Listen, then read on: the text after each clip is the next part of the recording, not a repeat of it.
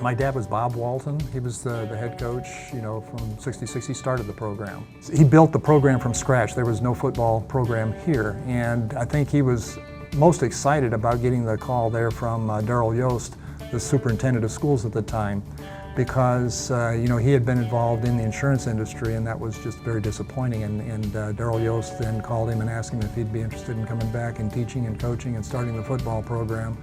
And that was one of the happiest days of his life. Whitey Heller was just an unbelievable motivator, and he always taught us to work hard no matter what. Bob Walton, the head coach, he was more of a technician, and he taught us things without yelling at us. Okay, my name is Gary Lake. Coached here from '74 through '76. We had obviously good kids. Coach Walton had established a program that was well-founded when we first came here, and that led to our success. We had great coaches here, and Steve Gabbett and Tom Steinhauser. Ron Duval was, I think, a reserve coach at that particular time. Those are men of great character. And so we just took that character and made sure it applied to our coaching style as well. So we weren't a coach that hounded kids or pounded kids. We were more of an encouraging staff, and I think that played into our success as well. Some of the coaches that stepped on his shoulders and built the program beyond that, they had a good solid foundation. My dad was always one that was huge on fundamentals, and not only fundamentals so far as the technicalities of teaching the game, but also of coaching and building relationships with kids and with the coaching staff. I'm just really proud. The season with Mike and a 1,000-yard rusher, and the fact that he had went to Purdue and had a successful career there, and the fact that he went on to have a professional career with the New York Jets, those are memories that stick in my mind a lot about the program and about the relationship that I built with him and other players. Tim Garrison, there were a number of Brian Myers. A lot of players in the initial years that stick in my head that were really fond memories. After signing on as a rookie free agent, fullback Mike Augustiniak, number 35, quickly demonstrated that his quality performance would become the rule rather than the exception. Born in Leo, Indiana, and a graduate of Leo High School, Mike was a 2-year letterman at Purdue University. Averaging 4 yards per carry, Mike finished the season as the Jets' 3rd leading rusher, and in addition, caught 18 passes for 144 yards. Running backs are often evaluated by their ability to elude a swarm of defenders. Like a hurricane in full force, Mike Augustiniak runs through them.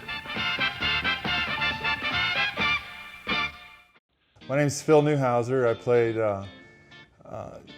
my senior year is 1984. So I played always offensive line. I played at IU for 4 years and got to enjoy 2 bowl games, the All-American Bowl and Peach Bowl. It was a great experience.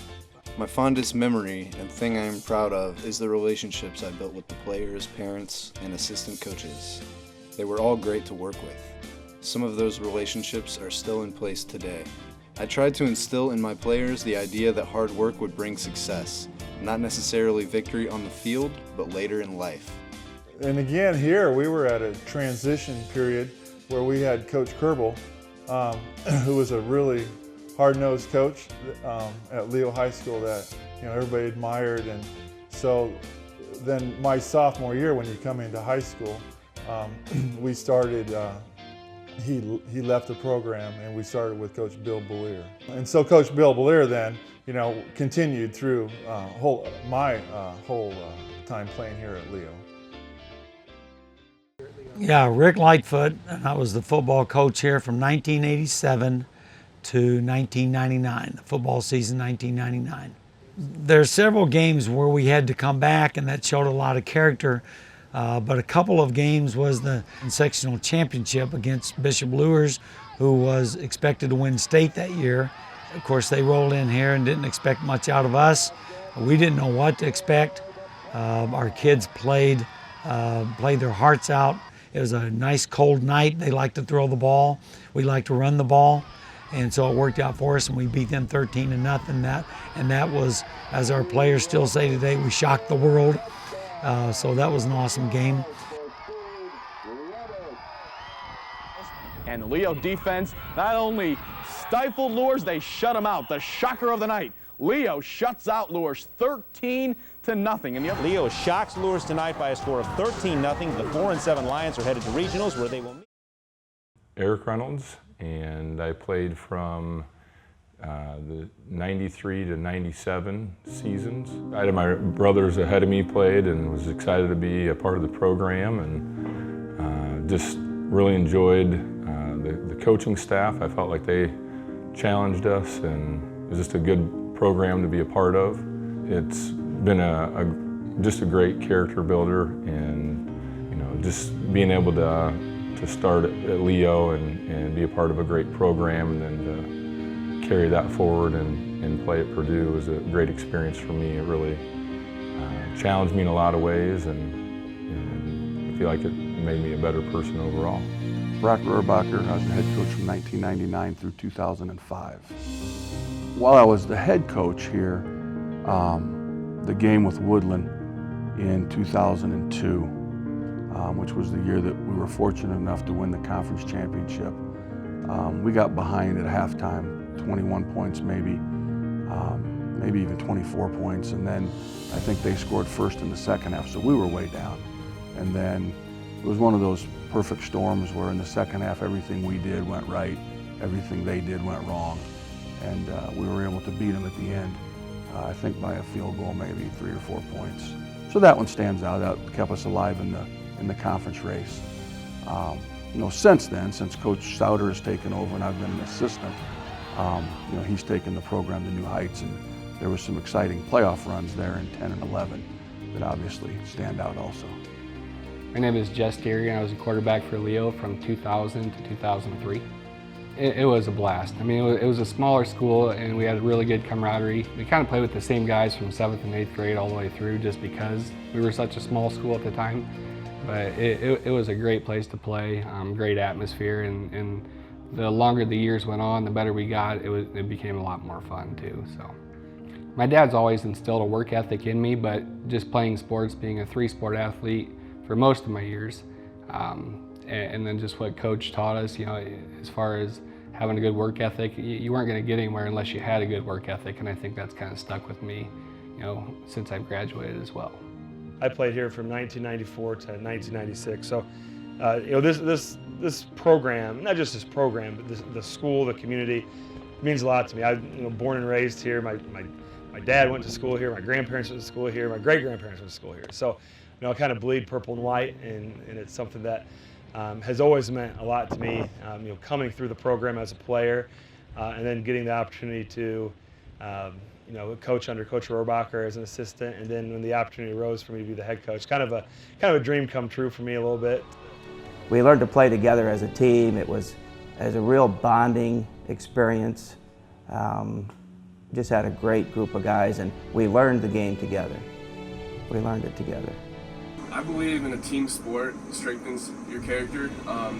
Just being a part of something that's bigger than yourself allows you to realize that there's so much more out there. There's so much more to the game of football than just hitting people and running fast. That there's bonds being built, there's criticism, there's adversity, there's everything. I think seeing the players so excited, you think about games and you definitely want to win, but what I remember is the excitement the players showed in getting ready for the game, during the game. I also remember the down times they had, which was moving and emotional, it gave us a chance to encourage each other and build each other up and see the positive side of things. I think that's really the big thing. It's just been part of the community and see the changes and how it's grown. And, just amazing people that are here, you know, and it's just been part of it. You know, for me, I think it's just some of the players that we've had and the senior classes that have come through, and just seeing those guys develop as football players and as young men. And, you know, they come back and visit us and see where they are, and you know, some of them are in careers now, and some of them have success in college, and just seeing that you know, their time in the program meant something to them, and they got something out of it, either character-wise or they learned something about life through football. To me, those are the moments that you know, make coaching worth it.